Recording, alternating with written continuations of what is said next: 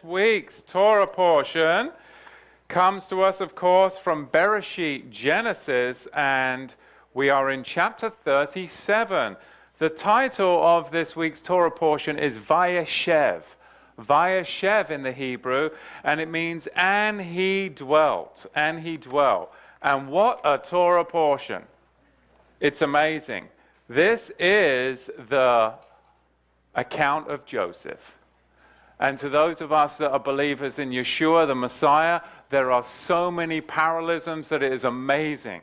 It's astounding. It's astounding that so many people could still be wondering, who is Mashiach? When you look at the Jewish faith and you see the traditional Judah reads this Torah portion, yeah, I feel so blessed that we're on the other side and can see all the revelation and the connections that come with Yeshua the Messiah. Because this is how the whole unfolding that ultimately ends up with Messiah, son of Joseph, or in Hebrew thought, Mashiach ben Yosef. It all ends up with him, but it starts right here. Joseph was looking for his brothers, and that's how we begin the account in Bereshit, Genesis chapter 37.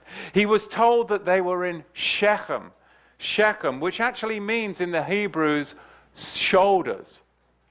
It can mean upper back, where the burden would be held or laid.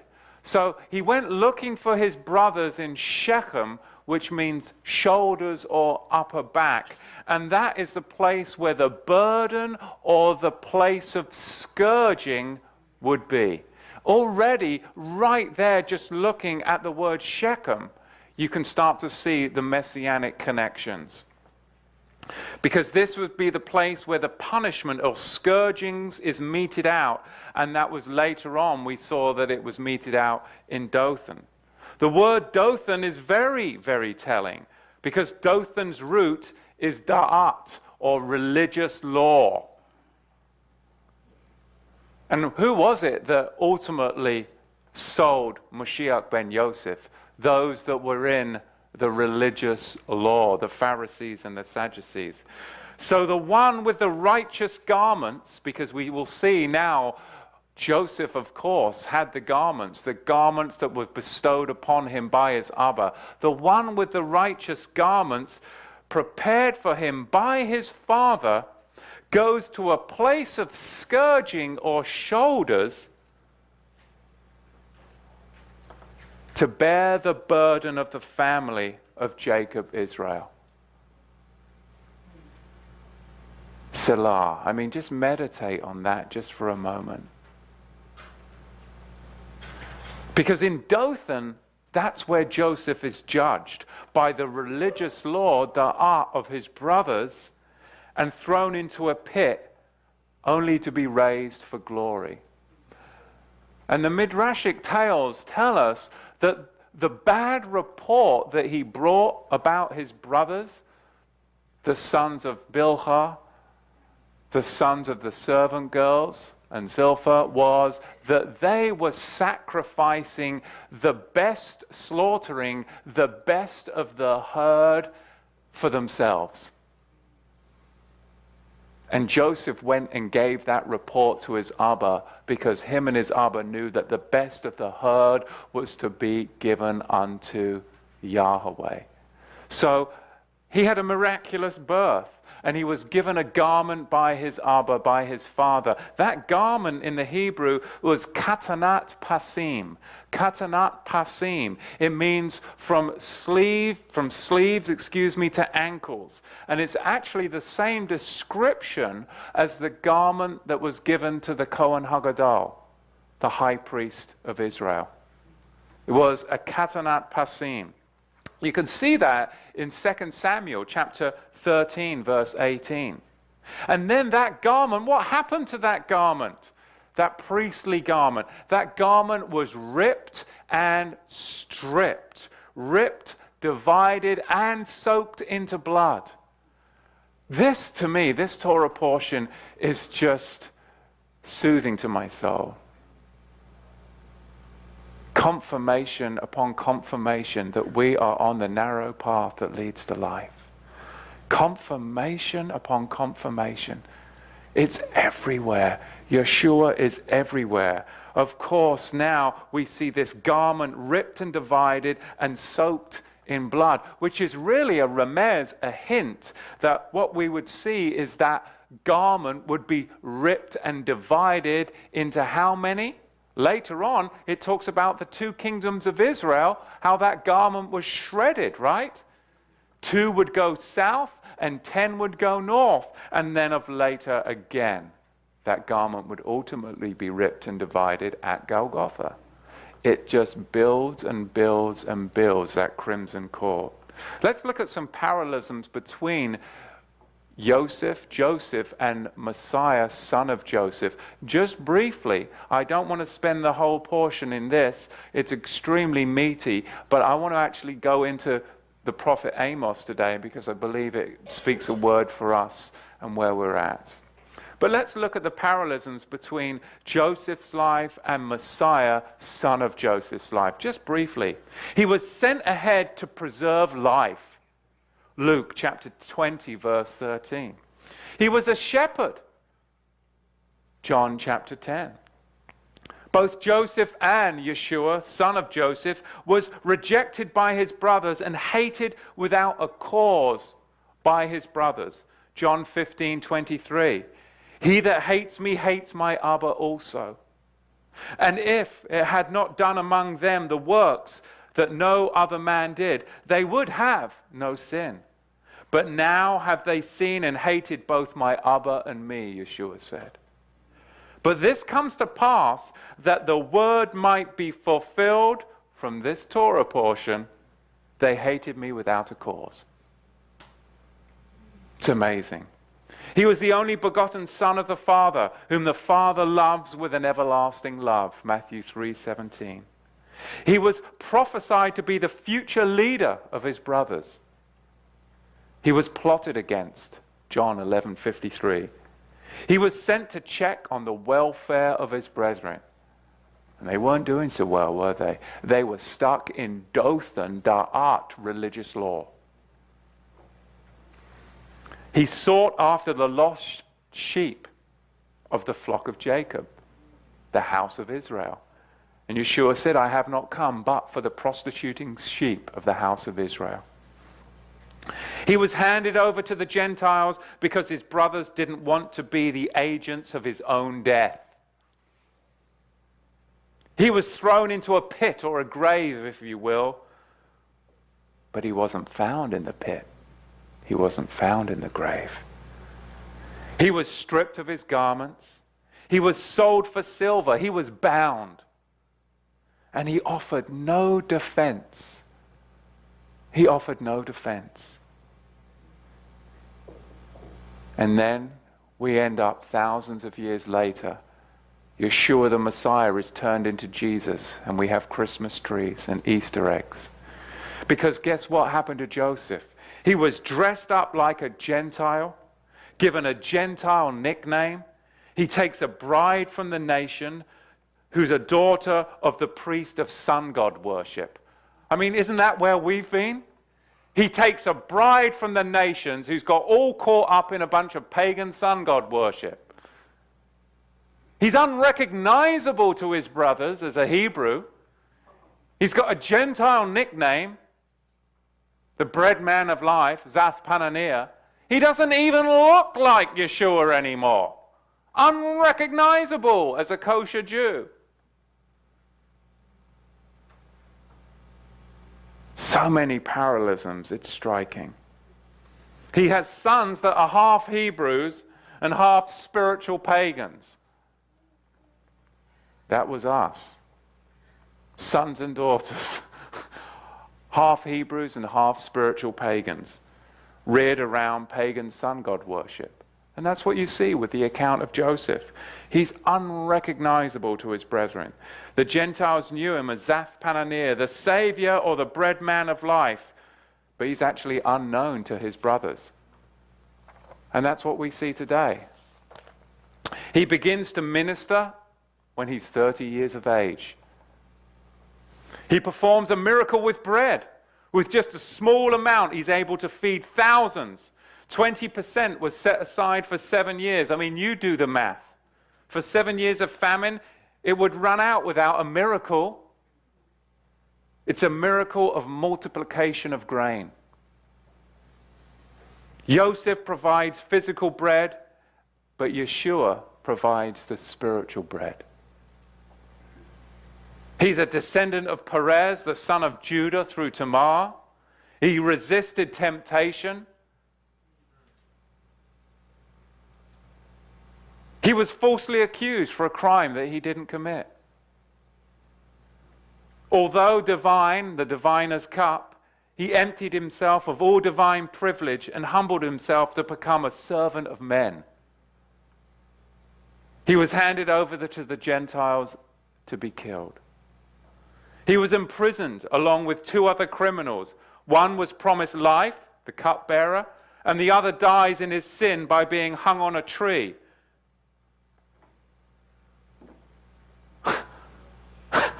I mean, I may as well just go home now. I mean, it's the whole teaching.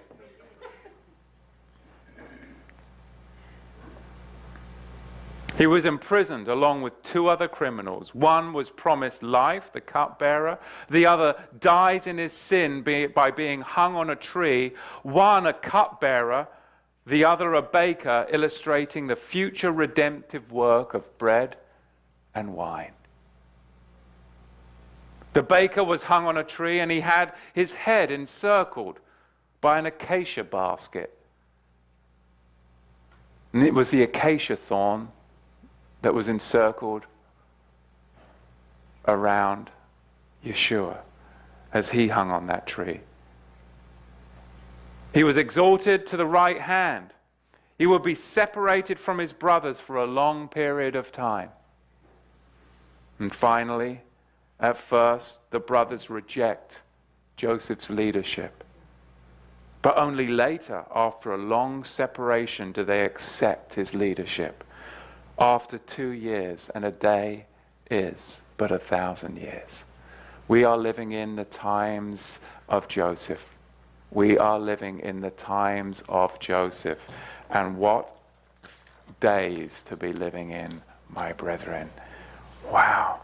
Turn with me now to the book of Amos, chapter 2. Because Moshiach in Jewish thought has always been Moshiach ben Yosef, the servant. The servant. The other way that Jewish thought would reconcile Moshiach would be Moshiach ben David, the anointed for battle. So first we have the servant, and then we have the anointed for battle. And when Yeshua returns, he's not returning as the servant, he's returning as the anointed for battle. I am Joseph, he will say. I am Joseph, the son who was raised up above all of his brethren. Joseph, the sent one, sent into the world, sent into Egypt, to be a preservation of life for his brethren. Jacob's sons hate Joseph, the chosen one, because he was hated by his brothers. He was stripped, he was judged, he was made to thirst, cast into a pit, whilst his brothers partake of a meal. Same thing. Same thing. Cast into a pit, cast into the grave, while everyone partakes of a meal. In Yeshua's time, of course, it was the Passover Seder. He was sold for 20 pieces of silver. And 5 shekels, of course, is the price of redemption. It's the money of redemption. Are you going to be redeemed? Then Joseph is taken by the Gentiles into the world, where he loses all of his Hebrew identity. His name's changed. He's dressed up just like a pagan. I drive here today, and there's all of these modern vehicles with computer technology. I mean, you've got the speaking phones, you've got all of the data, you've got everything, keyless entry, and there you have, just like the prophet Jeremiah said, a Christmas tree strapped to the roof rack. And you're like, we are so advanced and so sophisticated. But there's nothing new under the sun. We're still spiritual pagans. In all of our sophistication, we still are out in a tree farm with muddy boots on to bring an idol into our house. It's just astounding to me. Astounding to me. I'm so glad that I can laugh at it now and laugh at myself. And all of the times I traipsed around with muddy boots and a saw. In fact, when I first, we'll go on a little side note here. When I first came to Oregon, I didn't realize, of course, you've got a lot more laws over here. Mind you, it's changed a lot in England. But I could have been done for illegal forestry, because I went over to Bend and I was like, oh, look at all these Christmas trees. And literally I had a Range Rover back then, that was before I had any sense. And I drove off with my wife off down into the logging trail, and there was this massive tree, and I just opened up the back, got out my saw and cut that bad boy down and threw it on the roof and drove home. And then somebody said, did you have a permit for that? I'm like, what? No. I mean, you end up in jail for that kind of stuff now, for being a spiritual pagan.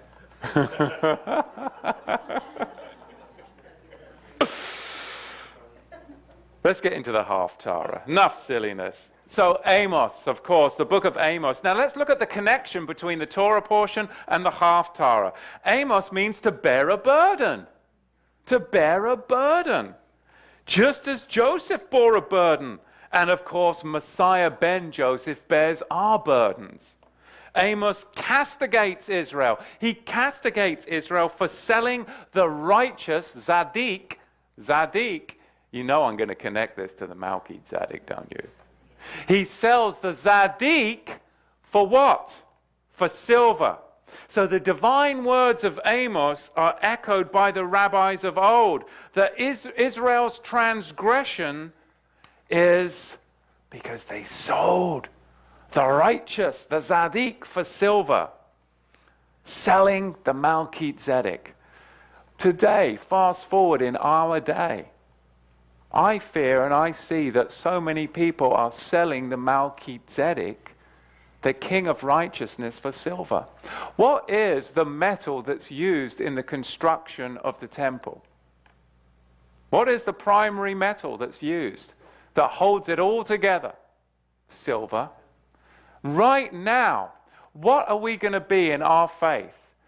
Those of us that acclaim Yeshua as the Messiah. Are we going to stand with Yeshua? Or when things change in the Middle East and they build a temple that's held together by silver, are we going to trade what he has done for us and his final sin sacrifice for the silver, the blood of bulls and goats, and everything that's going to go on in that temple? Are we going to sell out the Malki-Tzedek for silver? I'm not. That's what this ministry is teaching, that we're not going to sell the Malki-Tzedek for silver.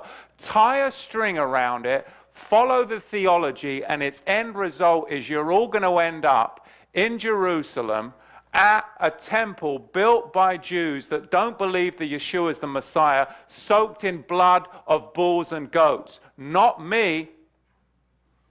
I'm not selling the Malki-Tzedek for the silver that holds together that temple. I will not sell the righteous for silver, because his work is a finished work. The writer of the book of Hebrews makes that plain. We're to live the Malki-Tzedek covenant Torah. I told you I could tie this into Malki-Tzedek.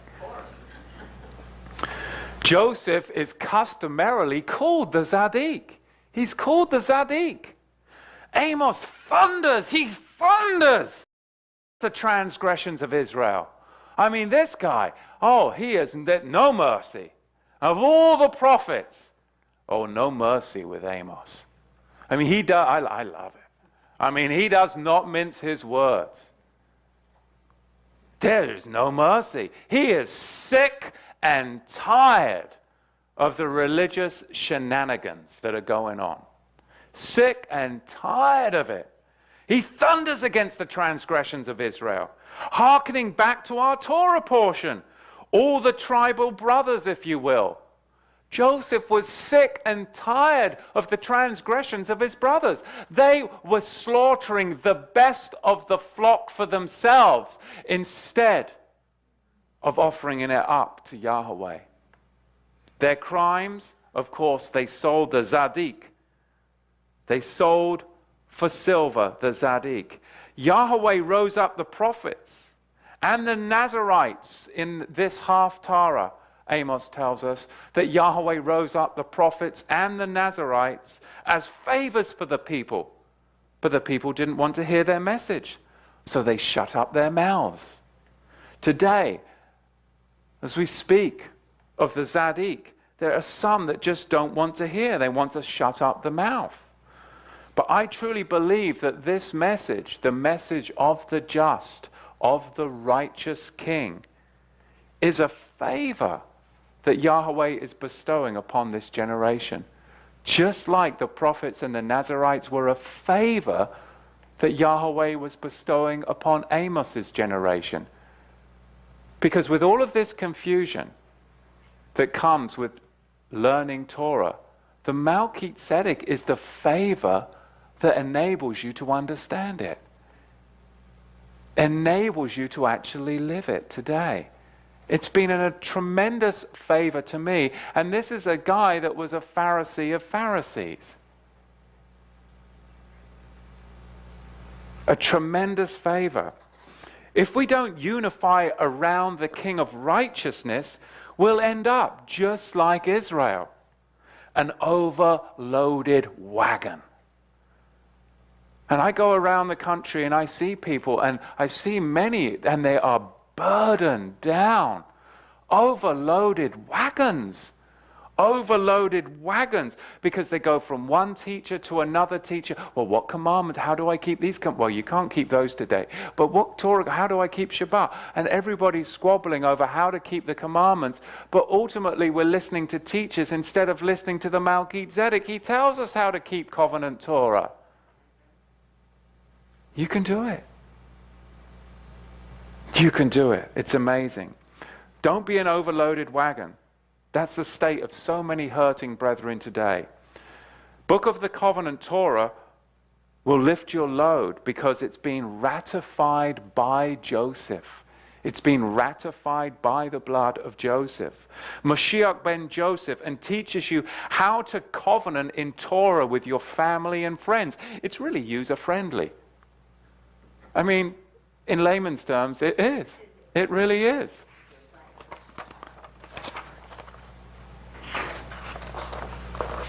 So they sell the Tzedik, the righteous one. Now the rabbis tell us, I like what Brad Scott the other night said. He said, I only quote the rabbis. What did he say? When they agree with me. Yeah. When it works with my teaching. So the rabbis say that because they sold the Tzedik, Israel sold the righteous, that this would not be forgiven. That the ancient crime of the brothers needed atonement. Now, bear in mind, these are the rabbis that don't believe that Yeshua is the Messiah. They state that because they sold the Tzedik, that this sin, this crime would not be forgiven, and that the crime of the brothers would need atonement, and the sin is requited in every generation, and it's still pending. That the tribes of Israel will have no permanent dwelling until they are requited for selling the righteous one.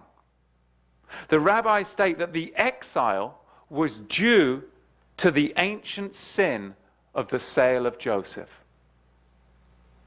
Ultimately, when Mashiach ben Joseph was sold for silver, how long was it till the temple was destroyed and Titus came in and the exile happened? It was on the very heel of it.